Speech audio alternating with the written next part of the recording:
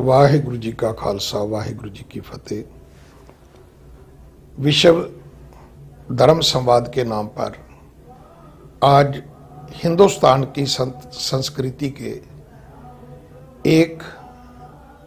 विभूषण स्वामी विवेकानंद जी, जिन्होंने हिंदुस्तान की संस्कृति को विशेष तौर पर सनातन धर्म में एक रेवोल्यूशन लाते हुए इसका दर्शन पूरे विश्व में किया। पूरे विश्व में उन्होंने अपनी विचारधारा को पेश किया और वो एक सफल वक्ता थे, जिन्होंने संसार को अपने प्रवचनों के शक्ति से प्रभावित भी किया, सबको अपने धर्म का संदेश देने में सफलता प्राप्त की। सो आज मेरे को अत्यंत खुशी है कि जब उनकी इस जयंती पर विश्व धर्म संवाद के आज इस आयोजन में सब धर्मों के धर्म गुरु, धर्म आचार्य या अपने अपने धर्मों के जो प्रमुख हैं वो अपने धर्म की बात रख रहे हैं, तो मेरे को भी इसमें आपने अवसर दिया। मैं इसके लिए आपका भी धन्यवाद करता हूं और स्वामी जी की जयंती की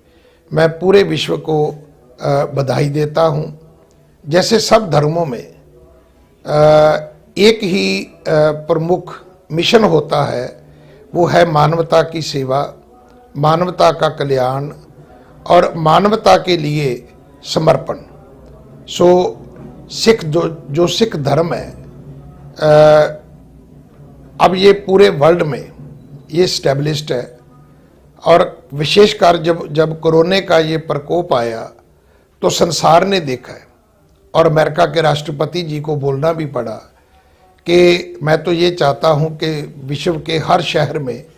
कम से कम एक गुरुद्वारा तो जरूर होना चाहिए, क्योंकि गुरुद्वारे के प्लेटफार्म से सिख धर्म में सबको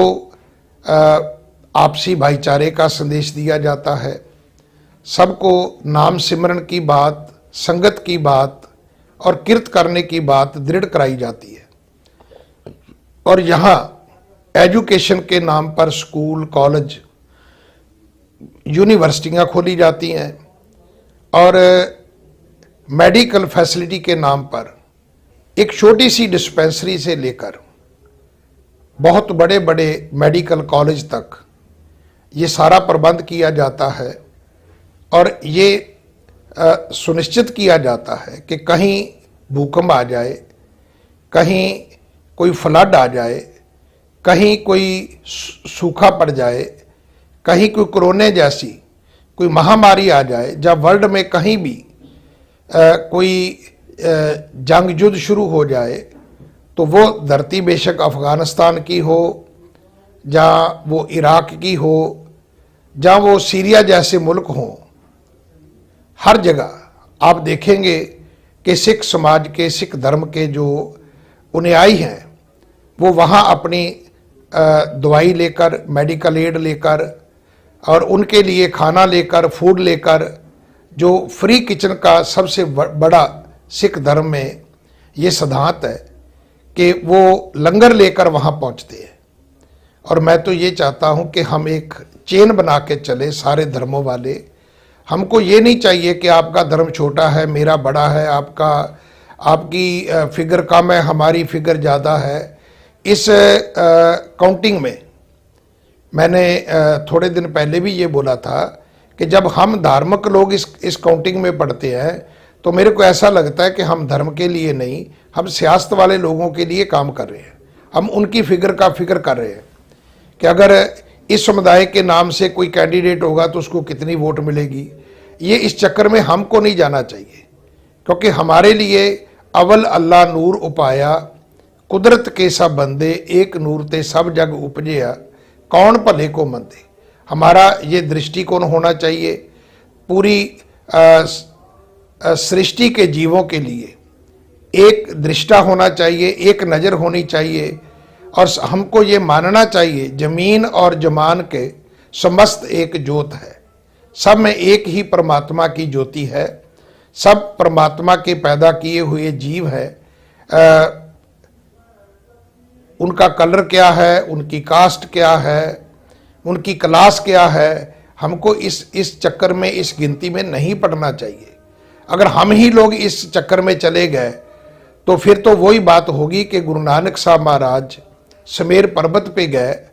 और वहाँ जो सिद्ध जोगी लोग थे गुरु गोरख को मानने वाले, उन्होंने बड़ी अपने तरफ से एक संवेदना प्रकट की कि नानक जी, हम तो मातलोक से बड़ी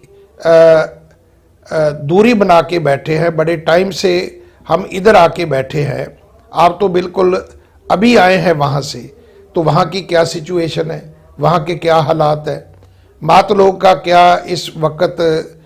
वर्तारा है। ये हमारे बहुत बड़े जो सिख लिखारी हुए हैं भाई गुरदास साहब, हम उनकी बानी का कीर्तन भी करते हैं, कथा भी करते हैं, और गुरु की बानी के बाद उनकी बानी को हम मान्यता देते हैं।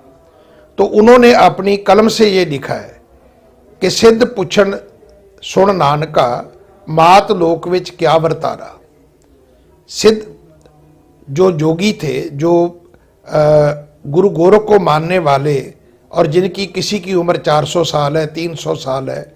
200 साल है, और जिनके पास रिद्धियाँ सिद्धियाँ करामाता थी, और वो बर्फों में बैठे रहते थे, तो उन्होंने ये पूछा, नानक जी ये बताओ कि मातलोक का क्या हाल है, वहाँ लोग कैसे रहते हैं, अब वहाँ की क्या सिचुएशन है। तो गुरु नानक साहब जी ने उसका जो उत्तर दिया वो गुरुमुखी में लिखा हुआ है, पंजाबी भाषा में,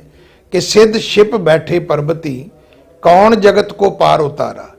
कि भाई आप तो बर्फ में आके बैठ गए, पहाड़ों की कंदरों में आकर बैठ गए, आप तो पहाड़ों की चोटियों पर आके बैठ गए, तो आप ही बताओ कि जिन लोगों को धर्म की समझ आई आप पहाड़ी पे चले गए, तो जिन लोगों को धर्म की समझ नहीं है वो मातलोक में रह गए, तो उनका क्या हाल होना था। उनकी सार लेने वाला, उनकी बाजू पकड़ने वाला, उनको उंगली पकड़ाने वाला, उनको सच के मार्ग पर चलाने वाला तो रहा ही नहीं वहाँ कोई। तो इसके लिए आप ही दोषी हैं कि आप उनको छोड़कर अब आप उनकी हालत पे अपना तरस जता रहे हैं। सो मैं सबको बेनती करता हूँ कि हम सब धार्मिक लोग एक चेन बनाकर चले। जो पॉलिटिकल लोग हैं उनको अपनी सियासत करने दें, हमको उनके काम में कभी भी पार्टिसिपेट नहीं करना चाहिए, बुरा भी नहीं बोलना चाहिए और उनके लिए काम भी नहीं करना चाहिए। लेकिन जो धर्म कहता है, सर्व धर्म में श्रेष्ठ धर्म, हर को नाम जप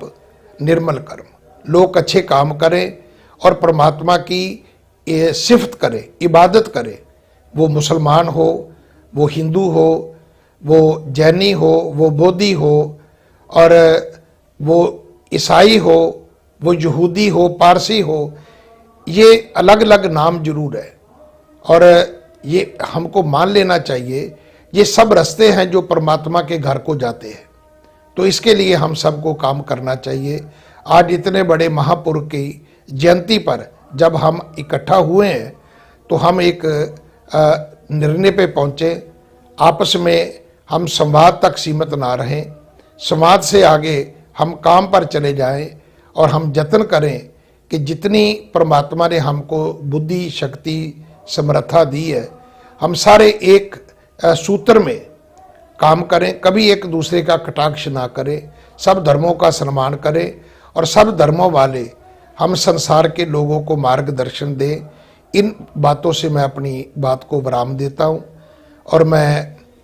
विश्व धर्म संवाद जो आयोजित करने वाली जो सोसाइटी है, मैं उनका भी धन्यवाद करता हूँ कि उन्होंने मेरे को भी इस